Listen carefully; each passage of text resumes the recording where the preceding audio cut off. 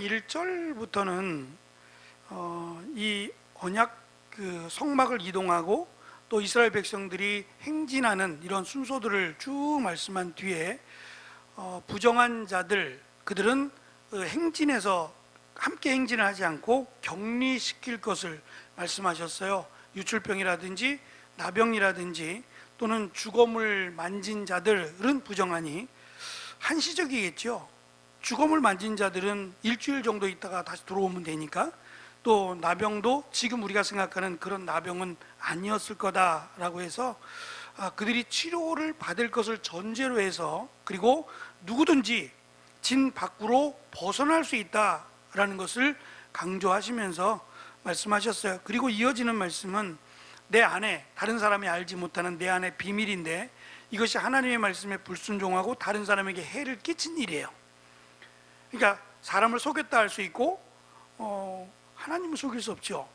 사람은 속일 수 있으나, 그러니까 이런 부분을 하나님께 회개하고 또 자기가 잘못한 것을 예를 들어서 피해를 준 것이 있으면 갚아주는 일을 하지 않으면 그 역시도 하나님이 그들과 함께 행진하지 않을 것을 말씀하셨어요.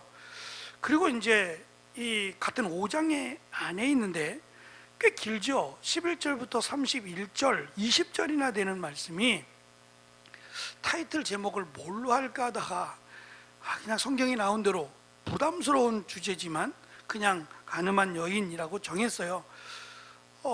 오늘 우리가 이제 읽었습니다만 가늠한 여인을 죽이는 내용이 있어요, 없어요? 저를 쳐다보시면 어떡하라고요? 가늠한 여인이 죽어요, 안 죽어요? 다시 읽을까요? 안 죽잖아요. 지금 목적이 가늠한 여인을 죽이라는 게 목적이 아니에요. 이 말씀의 목적이 그렇다는 거예요. 가늠한 여인을 죽이라가 목적이 아니에요. 결국 이 가늠한 여인을 보통은 재판장이 재판을 하잖아요. 죄에 대해서 재판장이 재판을 해요. 근데 오늘 이 5장 11절부터 31절에 있는 이 말씀은 누가 재판하냐면 제사장이 해요. 제사장이 하는 게 아니라 제사장이 중재를 하고 하나님이 재판장의 입을 통해서 말씀하는 게 아니에요. 그러니까 제사장이 재판하는 게 아니라, 많이 꼬였죠. 제사장이 재판하는 게 아니고요, 하나님이 재판하세요. 그 중간에 제사장이 이 남편이 준비한 에바라고 하는 것이 약 10분의 1 에바가 2.3리터예요. 그 소재물을, 곡식가루, 보릿가루를 가지고 오면 그것을 여인이 들고 있고 제사장이 그것에 한 움큼을 취해서 번제단에서 태워요. 상징적인 의미로 태우고 나서 이 여인이 행한 것에 대해서 죄를 지었으면 하나님이 이렇게 하리시리라, 그렇지 않고 죄를 짓지 않았으면 이라고 하는 내용을 적어요. 쓴 거죠. 그것을 이 질그릇이라는 것, 질그릇, 문둥병자를 테스트할 때 썼던 그 흙으로 만든 그릇이죠. 질그릇인 경우에는 한 번 사용하면 그 다음에 쓸 수 없는 거예요. 그냥 깨뜨려 버려야 돼요. 일회용이에요. 그 질그릇에다가 물을 담아요. 정결한 물이라고 설명하는데, 이게 이제 번제단 옆에 있는 물두멍에 물일 것이다 라고 이야기해요. 또 하나는 이 정결한 물이라고 소개된 물이 보통 거룩한 물이라고 설명되는데요, 이 거룩한 물이라고 하는 것이 제가 한번 말씀드린 적이 있는데, 이스라엘 백성들 신약시대로 가면 신약시대에 이 거룩한 물로 소개되는 물이 두 가지 종류의 물이 있어요. 혹시 기억이 나실까요? 요거 맞추면 달달한 선물을 드릴게요. 기억나세요? 혹시 하나라도? 네? 누가 하신 거예요 대체?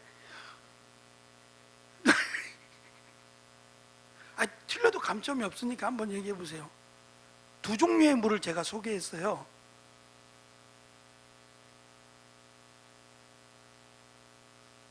틀려도 되는데 일단 가장 정결한 물 또는 거룩한 물로 소개되는 물은 빗물이에요. 지금 우리가 생각할 때는 이거 빗물 안 좋아서 우산 쓰잖아요. 근데 이때는 지금처럼 이렇게 나쁜 것들이 하늘에 있고 이렇게 생각을 안 하는 거예요. 하늘로부터 오는 거잖아요. 그러니까 비가 와야 살아요. 그렇기 때문에 빗물은 하늘로부터 하나님이 주시는 물로 여겼기 때문에 정결한 물, 거룩한 물로. 그래서 비가 오면 이스라엘 백성들은 나가서 뛰어요. 비를 맞는단 말이에요. 마치 이것이 축복인 것처럼. 이렇게 너무 많이 오거나 그러면 위험하죠. 그게 아니라면 비가 오는 것은 곧 풍년을 의미하기 때문에 굉장히 좋아하고 기뻐했어요. 또 하나의 물이 있는데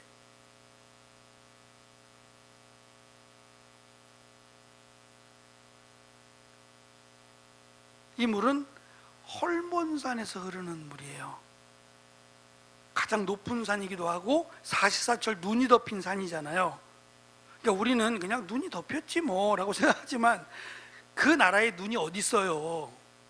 일교차가 워낙 크다 보니까 그곳에 이제 눈이 덮여 있어요. 1년 내내 눈이 덮여 있는 높은 산이에요. 2,600고지가 넘는. 그러니까 일교차가 굉장히 크니까 발생하는가 봐요. 그래서 거기에 눈이 덮였고 그 눈이 덮인 것이 눈이 녹아서 흘러내리는 물, 이것이 신비롭잖아요.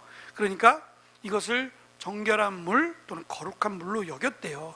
지금 그것과는 어찌되었든 그것과는 상관이 없을 것이고, 지금 이동 중에 있다 보니까 헐몬산은 아직 거리가 먼 이야기예요.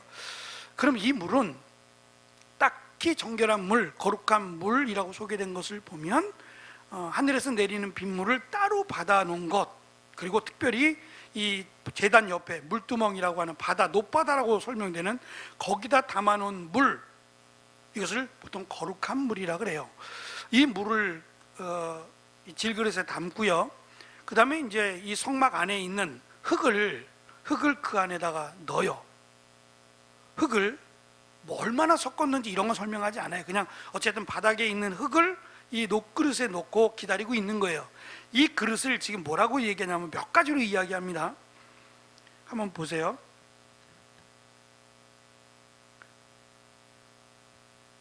18절이요. 생각하게 하는 소재 물 말고 쓴 물이라고 돼 있죠. 이 물을 지금 쓴 물이라고 돼 있고요.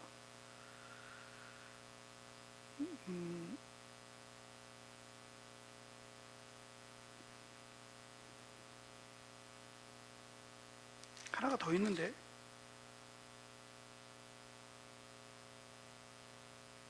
어쨌든 이 쓴물이 그냥 사실 그 흙을 넣어서 흙 때문에 쓰다라는 것도 아니고 이 물 자체가 쓰다라고 하는 것도 아니에요.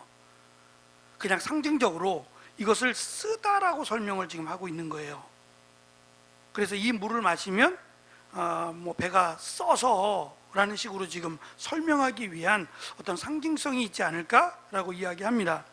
자, 이 말씀은 말씀드린 것처럼 이 가늠한 여인을 죽여야 한다라고 하는 내용이 담겨 있지 않아요. 그리고 심지어는 하나님이 이 여인이 지금 그 증상이 뭐냐면 이 넓적자리 또는 허벅지 다리가 제가 맨 마지막 6페이지를 보시면 6페이지 아랫단 밑에서 네 번째 줄, 내 허벅지를 마르게 하고 내 배가 부어오르게 하는, 이런 의미예요. 허벅지가 마른다라고 하는 것은 이 허벅지가 상징하는 것이 맨 밑에 있는 것처럼 허벅지는 성기를, 배는 자궁을 의미하는 완곡어법이에요. 그러니까 생식기에 문제가 생길 것이고 또 배에 이 깊숙한 부분에 있는 자궁이 문제가 생길 것이다 라는 건데요. 지금 하나님이 보시기에 이 여인이 정말 간음을 했다면, 그리고 이것이 이제 이 여인이 예를 들면 힘쓸 수 없는, 소리칠 수 없는 그런 상황 속에서 당한 거라면 이건 죄가 안 돼요. 남자에게만 문제가 생긴 거고 남자를 죽이는 거예요. 지금 그 문제가 아니죠. 결혼했고 남편이 있는 여인이에요. 이 여인이 남편 몰래라고 하는 말로 시작이 됐어요. 그럼 분명히 죄를 진 거고, 또 하나님이 보시기에 그 물을 마셔서 배가 부어오르고 또 허벅지 다리가 마르거나 부패하거나 뭐 이렇게 되면 죄를 지은 거잖아요, 누가 봐도. 그럼 하나님이 보시기에 이 여인은 간음을 했어요. 그럼 어떻게 해요? 우리가 읽은 말씀 31절이 끝이에요. 이 여인은 죄가 있으면 뭐라고 돼 있어요? 당하리라죠. 뭔 말이에요? 어떻게 된다는 거예요? 없죠. 구체적으로 언급이 없어요. 이 여인은 죄가 있으면 죽으리라, 이렇게 안 돼 있단 말이에요. 그러니까 이 말은 지금 이런 문제들이 많이 생겨서 이런 문제들을 재판하는 일로 말씀하시는 게 아니에요. 이동 중이니까 이런 일이 발생을 하게 되면이라고 하는 전제가 따르는 거예요. 또 한 가지는, 일단 지금 이 문제가 뭐냐면 남편이 의심을 하는 거예요. 진짜 이 여인이 죄를 졌다. 그리고 또 한 가지, 남편이 의심하는 경우, 두 가지의 경우예요. 그러면 남편이 전에 같으면 남편이 몰아세우면, 이 여인은 다른 남자와 간음했어 라고 몰아세우면 이 여인은 어떻게 되겠어요?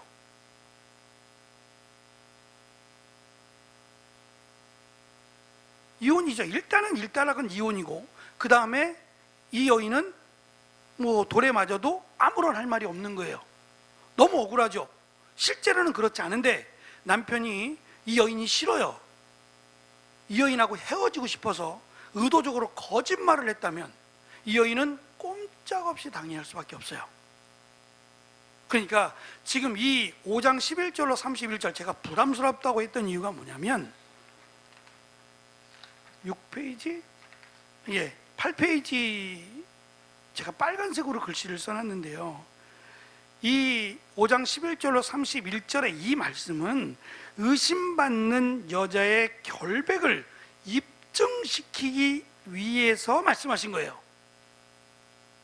입증시키기 위해서. 그러니까 정말 판결하기 위해서 주신 말씀이 아니라 너무 억울하게 여인들이 죽을 수도 있고 또 이혼을 당할 수도 있어요. 그러니까 이스라엘 백성들이 가나안 땅에 들어가기 전, 그러니까 신명기 24장에 가면 이런 내용이 나와요. 모세가 이스라엘 백성들이 이혼하고 싶은데, 이혼하고 싶대요. 이혼하고 싶다는 얘기는 여자가 죄를, 이런 가늠한 죄를 지었다는 얘기는 아니에요. 그건 이혼에 해당되는 게 아니라 더 강한 법이 들어가야 되는 거니까, 이혼하겠다는 얘기는 살기 싫다는 얘기잖아요. 같이 살기 싫다. 그러면 뭔가 이유가 있어야 돼요. 가늠한 거면 이혼의 대상이 아니라, 이거는 그냥 뭐 최소한이 아니라, 이거는 이 여인을 이 땅에서 없어지게 하는 거예요. 그러니까 그런 문제가 아니라는 거죠. 그래서 실제로는 뭐 이 여인이 뭐 여러 가지 핑계를 대요. 우리 같으면 밥을 태웠다든지 아니면 아이를 낳지 못하든지, 이게 다 여자 잘못이에요. 아이를 낳지 못하든지 뭐 밥을 태웠다든지 크게 웃었다든지 뭐 여러 가지 핑계를 대서 이 여인과 이혼하고 싶어 하는 거예요. 그럼 생각해 봐요. 이혼이 목적일까요? 재혼이 목적일까요?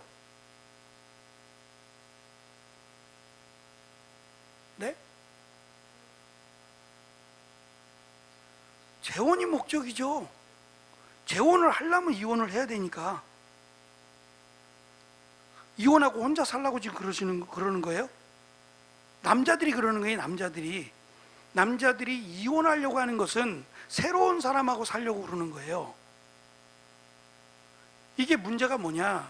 여자는 이혼을 당했잖아요. 그럼 뭐가 되냐면, 이혼을 당하면 이것이 어떠한 이유로든지 따라붙어요.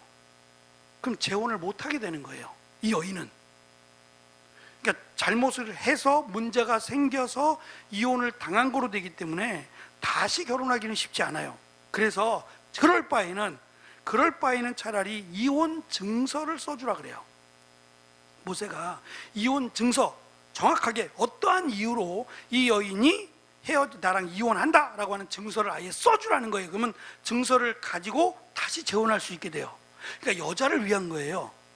남자들의 악함을 제재하는 거예요. 그 예수님도 말씀하시죠. 모세가 왜 이혼 증서를 써서 이혼 증서를 써주라고 했는지 아느냐고. 증서만 써주면 되는 문제가 아니에요. 이혼 증서를 써주는 게 간음한 연고가 없다면 또다시 재혼해도 간음이라고 말씀하시잖아요. 악한 거예요. 생각 자체가 악한 거예요. 지금 이 말씀도 여자가 잘못해서라기보다는 의심하는 거예요. 의심하는데 이것을 밝힐 수 있는 게 없는 거죠. 누가 밝히겠어요? 어떻게 밝혀요?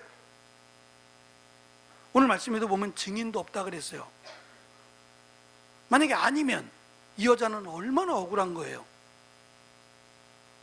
너무너무 억울한 경우가 생겨요. 이런 경우를 대비해서 여자가 너무도 억울하게 이혼을 당하거나 수치와 모욕을 당하는 것을 결정은 하나님이 하시는 거예요. 하나님이 결정하시겠다라고 하면서 내용이 끝나요. 그러니까 간음한 여인에 대한 부분이 아니라 오히려 억울하게 어려움을 당하는 이 여인을 돕기 위한 규례다라고 이해하시면 좋겠어요. 오늘은 8가지나 돼서 말씀을 나눠볼게요. 2페이지로 가면 먼저 이 간음한 여인에 대한 이 내용은 참 이 내용을 지금 이 시대에 적용하기는 어려운 부분이 있다. 첫째, 특별한 이유 없이 아내를 미워하고 밑줄 붙인 부분이에요.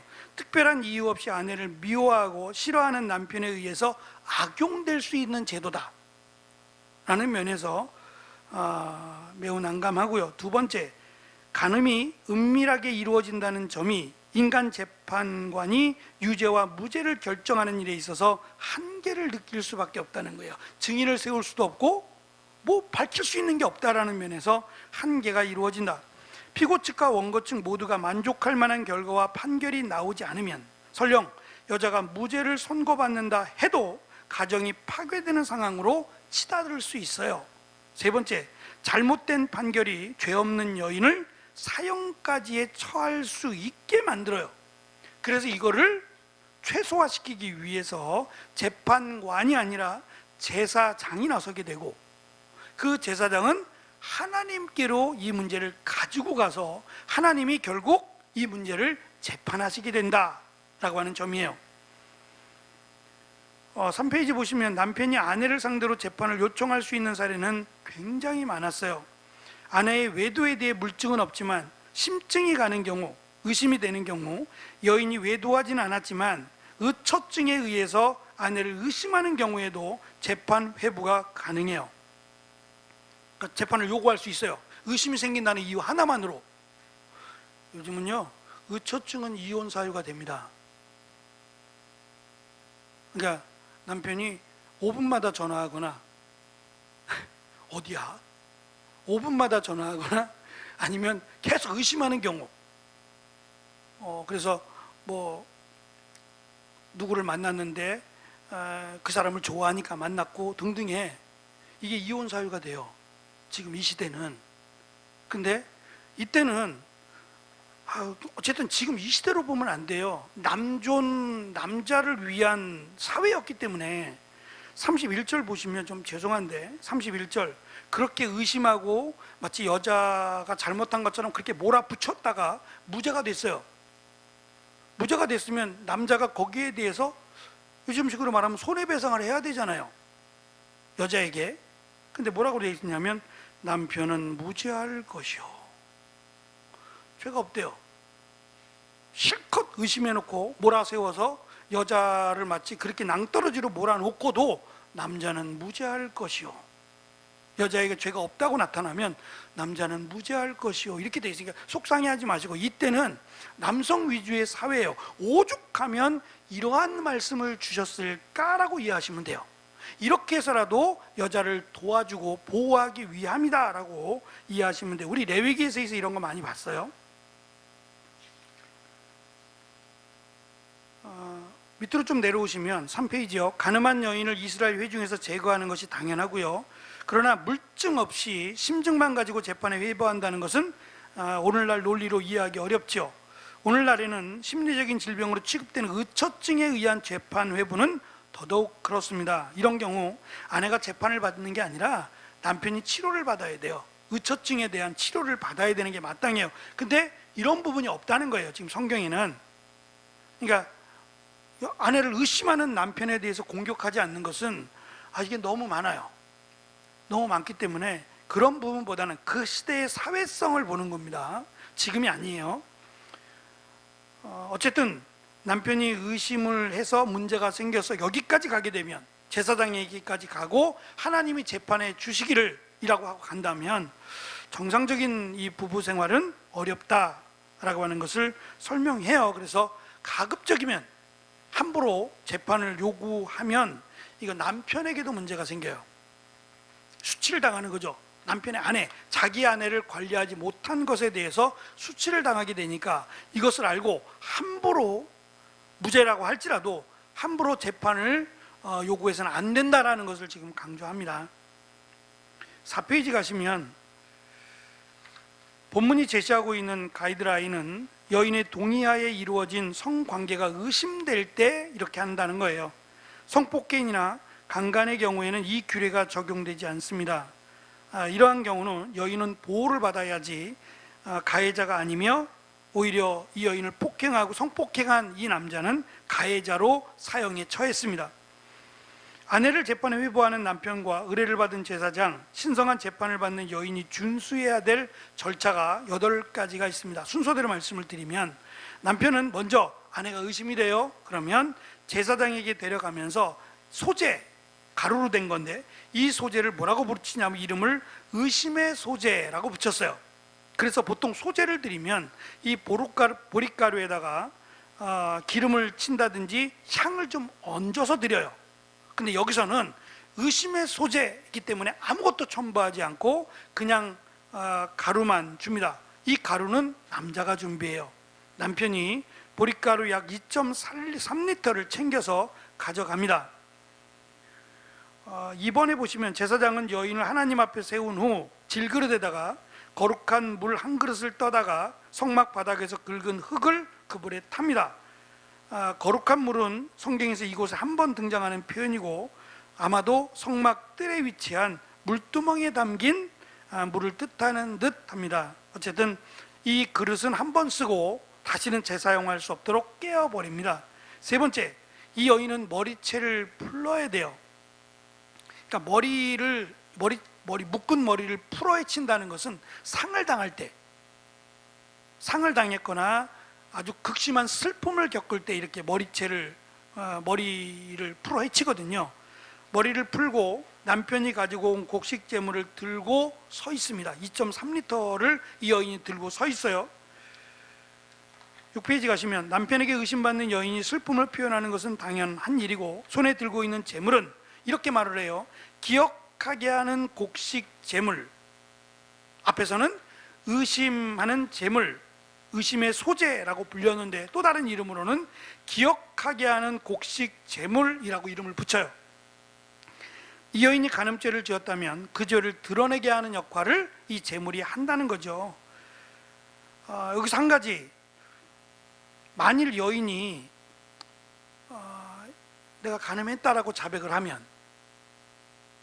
이것을 이제 쓴 물을 마시기 전에 내가 간음했습니다, 잘못했습니다라고 자복을 하면 어떻게 되었을까? 오늘 성경에 없어요. 자백한 경우 어떻게 될까? 저는 죽을 줄 알았어요. 어쨌든 간음을 한 거니까 죽을 줄 알았는데 랍비들은, 이 유대인들의 문헌에 의하면 랍비들은 그녀가 고백했기 때문에 처형할 수 없고 즉시 남편에게 이용당하는 것 외에는 이렇다 할 징계를 받지 않았대요. 결국 이 말이 뭐냐면 그냥 이혼하는 것 외에 뭐 크게 손해볼 일은 없어요. 여자는, 그죠? 죽는 게 아니니까. 그러면 이렇게 열어주면 쉽게 자백을 하란 얘기예요. 만약에 죄를 졌더라도 쉽게 자백하면, 그러니까 죽이고 살리는 건 누가 결정해요? 여기서는 여기서는 하나님이 결정하시죠. 여기서는 제사장들이 결정하는 게 아니라 이 문제만큼은 의심해서 소재를 갖고 오고 하는 이 문제, 지금 우리가 읽은 이 말씀 속에서의 이 문제는 하나님이 재판하시는데 지금 유대인들의 문헌에 의하면 죽이지 않았다는 거예요.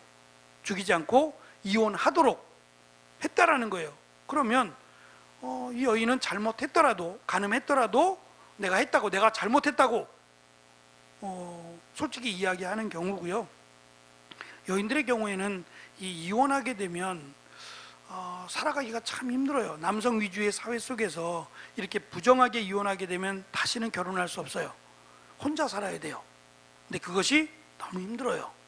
그러니까 사실은 이 여인으로서는 너무 힘든 고통의 시간이 되는 거기 때문에 이렇게 죄를 짓는다면 이러한 고통을 당하게 될 것이라고 하는 경고의 말씀이기도 해요. 네 번째, 제사장은 이 저주를 내리는 물, 아까 이 질그릇에다가 거룩한 물을 넣고 여인이 들고 준비한 그 물에다가 다음과 같은 말을 하며 여인에게 맹세하도록 합니다. 굵은 글자로 써 있는데요, 같이 한번 읽어볼게요. 시작.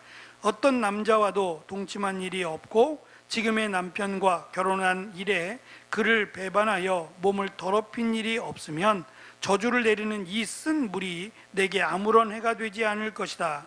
그러나 내가 남편과 함께 사는 동안 그를 배반하여 내 몸을 더럽혔으면 곧 내 남편이 아닌 다른 남자와 동침한 일이 있으면 주께서는 내 허벅지를 마르게 하고 내 배가 부어오르게 하는 저주를 내려 내 백성 가운데 너를 본보기로 삼으실 것이다 라고 같이 외치게 한 거예요. 세번역 성경입니다. 말씀드린 것처럼 이 성적인 부분이 상실되고 그 이상의 것은 지금 설명하지 않아요. 그렇게 보면 지금 바로 일어나는 게 아니라 이 물을 먹고 그 자리에서 배가 부어오르고 또 허벅지가 썩거나 허벅지가 마르거나 하는 일이 당장은 이루어지지 않을 수도 있어요. 조금 더 시간이 걸릴 수도 있다는 얘기예요. 다섯 번째, 이 여인은 제사장의 선언에 아멘, 아멘 하고 응답을 해야 합니다. 이 아멘이 성경에서 처음으로 사용되고 있고 여인은 그렇게 대답하므로 만일 그녀가 간음했다면 제사장의 저주가 자신에게 그대로 이루어질 것에 동의하는 거예요. 그러니까 우리가 기도하고 아멘이라고 함께 이게 대답을 하는 것은 동의하는 거예요. 이 기도가 그대로 이루어지기를 믿습니다 라고 동의하는 거예요. 그러니까 예수님의 이름으로 기도합니다 라고 했을 때 아멘 하셔야 돼요. 네? 아멘 안 하시면 나는 동의 안 하겠다는 얘기거든요.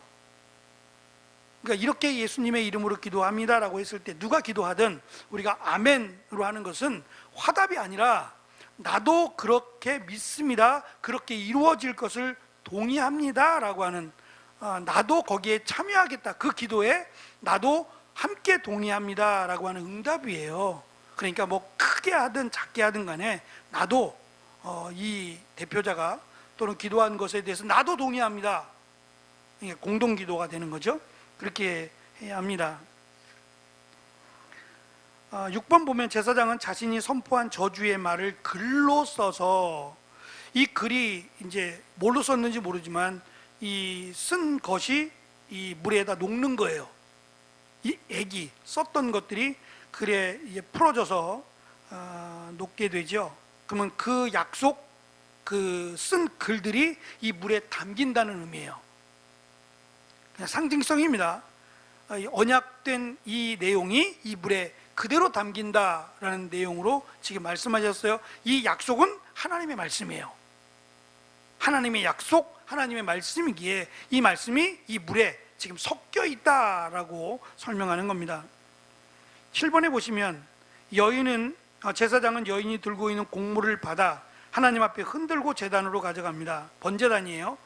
비록 남편이 가져온 제물이지만 여인의 결백과 부정을 판가름하는 제물이기에 여인은 제사장에게 바치게 되고 제사장은 곡물 중 한 움큼을 집어 제단에 불사릅니다. 하나님이 받아달라는 얘기예요. 마지막 8번째, 여인은 저주의 물을 마십니다. 그러면 이 자기가 서약하고 제사장이 쓴 글에 있는 내용이 이루어진다라는 거예요. 슬픔과 수치스러운 순간을 맞이한 여인의 운명은 하나님의 손에 맡겨집니다. 만일 여인이 간음을 했다 하면 제사장이 경고했던 징조가 여인의 몸에 그대로 일어날 것이고 여인은 저주받은 자로 낙인 찍힌다라고 말씀합니다. 그러나 신체적으로 아무런 징조가 나타나지 않는 경우 이 여인은 결백하다는 거예요. 그것을 하나님이 결정하신다는 거예요. 또 한 가지, 이게 그대로 이루어졌는지에 대한 내용이 없어요. 지금 재판하는 게 아니에요. 누구를, 어떤 여인을 두고 그 자리에서 하나님이 재판하는 내용이 아니라 경고에 대한 내용이에요. 이렇게 하면 안 된다라고 하는 경고의 내용으로 보시면 돼요. 이 규례는 아내가 외도했을 때를 위한 절차입니다. 그러나 남편이 특별한 증거 없이 아내를 의심만 해도 아내를 이런 재판에 회부할 수 있어요. 설령 남편이 아내를 미워해서 이렇게 해도 그는 잘못이 없어요. 남편에게는 의심한 것에 대한 법적인 책임이나 대가를 치를 의무가 없습니다. 그래서 이 규례는 여인을 공격하고자 하는 것에 대해서 하나님이 막으시기 위한, 하나님이 결정하시는 것을 어떻게 하겠어요? 만약에 사람이 결정한다 그러면 얼마든지 뒤에서 뒷거래할 수 있잖아요. 거래할 수 있는데 이건 하나님이 하시는 거기 때문에 하나님이 어떻게 하실지 어떻게 알아요? 이 여인에 대해서 분명히 이 남자는 죄가 없다고 하지만 그것에 대해서 하나님이 어떻게 하실지는 아무도 모르는 거예요. 왜냐하면 이제껏 이스라엘 백성들대로 하나님이 하시지 않았잖아요. 하나님은 하나님 마음대로 하시지 우리의 뜻대로, 이스라엘 백성들의 뜻대로 하나님이 안 하시잖아요. 그러니까 이 여인을 모함하고 의심해서 이 여인을 버리고 이혼하려고 했던 악한 마음에 대해서 하나님이 괜찮아, 얼마든지 그래도 괜찮아, 그렇게 하시겠냐 말이에요. 그래서 하나님을 두려워할 수밖에 없는 거예요. 그러니까 이런 경고가 어쩌면 여인을 보호하기 위한, 괜히 쓸데없이 의심해서 또 여인에게도 너희들이 간음하면 이렇게 된다라는 것을 말씀하시고 함부로 그냥 아무 잘못도 없는데 그냥 의심해서라고 한다면 그것에 대한 징계도 하나님이 남자들에게 줄 수 있다는 여지를 남겨둡니다. 마지막 보시면, 만일 여인의 신체에 저주의 증상이 나타나 간음죄가 있다는 판결이 나면 이 여인은 어떠한 처벌을 받았을까? 구체적으로 없다 그랬죠. 여인은 죄가 있으면 당하리라고만 돼 있지 죽으리라고 되어 있지 않다는 점이에요. 그러니까 이 여인이 어떠한 것을 당하는 것에 대해서 하나님이 결정하신다는 거예요. 근데 그 내용이 없다는 거예요. 신뢰가 나타나지 않아요. 그러니까 그것은 동일하지 않다는 얘기일 수도 있어요. 어쨌든 이 판단은 하나님이 결정한, 아주 특별합니다. 이거는 간음죄를 하나님이 판결한다? 아주 이례적이잖아요. 보통은 율법에 맞춰서 결정을 하는데 그렇게 결정하지 않고 이런 경우는 하나님이 결정하신다라고 하니까 이건 가장 정확한 방법이죠. 그러니까 쓸데없이 의심하지 말라는 거예요. 만일 증인도 없고 여인도 간음한 사실을 부인했는데 저주의 증상이 그녀의 몸에 나타났다면 사회가 그녀에 대해서 특별한 어떠한 벌을 내리지 않더라도 하나님이 하나님의 방법으로 심판하셨을 거예요. 근데 지금 이 우리가 읽은 내용 속에서는 하나님의 심판에 대한 것이 목적이 아니에요.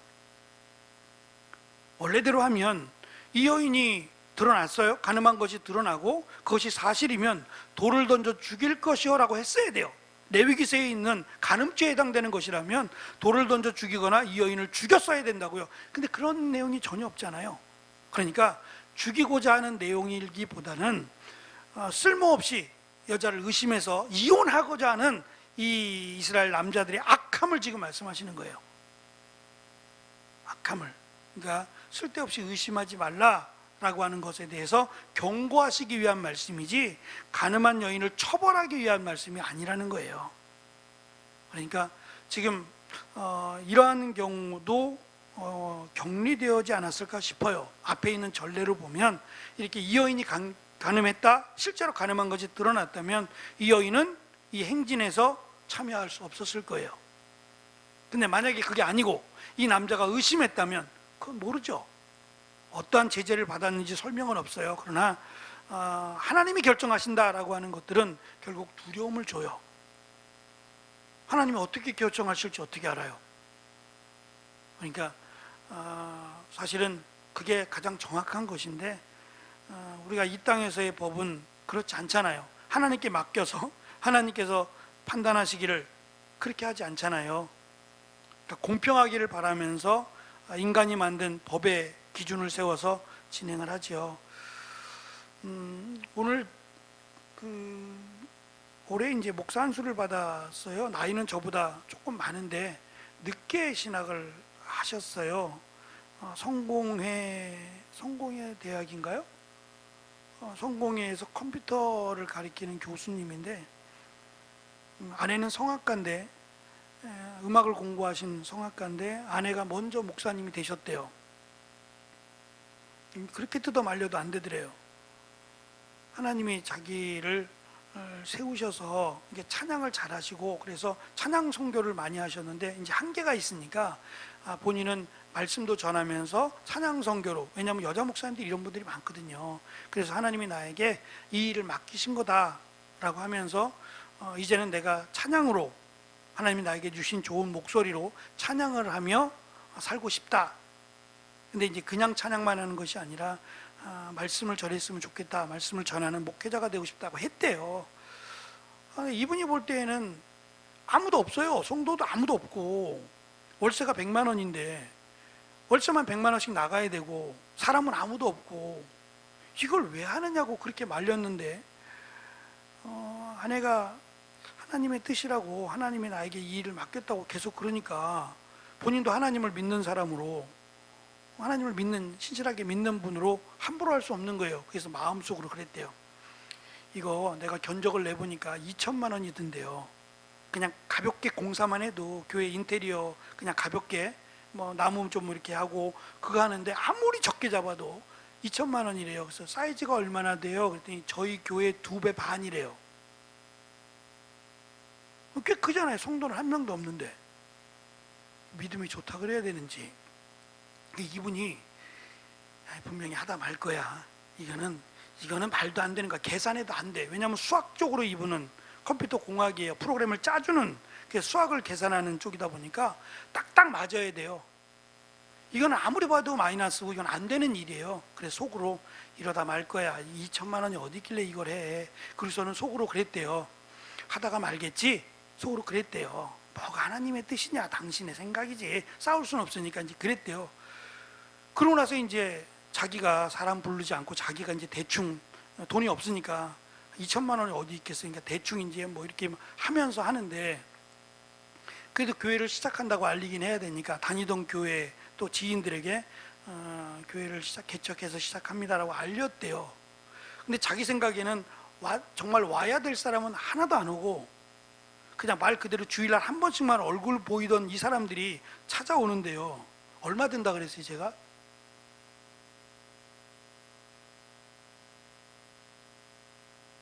감사해요. 뭐 그런 거 별로 신경을 안 쓰시는군요. 최소한 2천만 원이요. 최소한 들여서 뭐 의자 좀 몇 개 사고 뭐 이렇게 조금만 공사하고 선을 깔고 뭐 이렇게 해도 최소한 인테리어 비용이 2천만 원이 든대요. 그래서 자기는 이거 안 될 거다. 이거는 당신 생각이고 이러다 말 거다라고 생각을 했대요. 그리고 이제 공사를 막 시작하는데 이분이 와서 직접 얘기한 거예요. 그냥 잘 알지도 못하는 분인데 교회를 시작한다는 얘기 듣고 한 명 매일 한 명씩 오더래요. 이상하게도 매일 한 명씩 오는데 20일 동안이 오더래요. 20일 동안 매일 한 명씩 오고 100만 원씩 놓고 가더래요. 나 지금도 이상해요. 지금 안 보이시죠? 소름이 끼치는 거예요. 지금 말하는데도. 그러니까 이해가 돼요? 이분이 이해가 되겠어요? 친구들도 아니고 잘 모르는 분들인데 어떻게 하루에 한 명씩 와가지고 20일 동안 100만 원씩을 놓고 가요? 딱 얼마예요? 이거는 그냥 믿을 수밖에 없더래요. 그리고 사모님이 이제 목사님이죠. 목사님이 하시고 본인이 요번에 이제 5년 돼서 요번에 목사 안수를 받아서 두 분이 부부가 같이 목사예요. 같이 돌아가면서 이제 설교하면서 하신다고.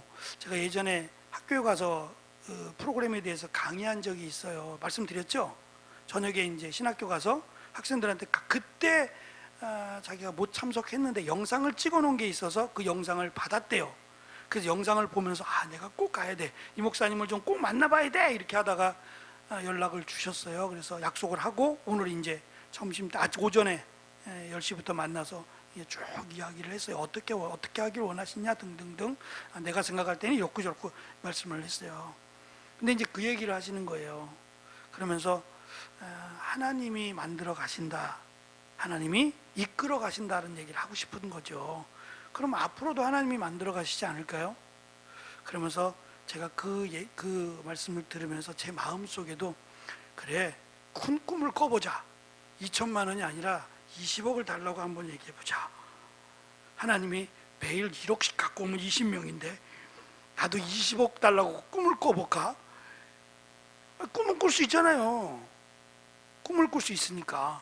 그래서 하나님이 어떻게 역사하실지 모르니까 분명히 하나님이 이끌어 가시는 게 분명하잖아요. 그러면 우리도 꿈을 꿔보자.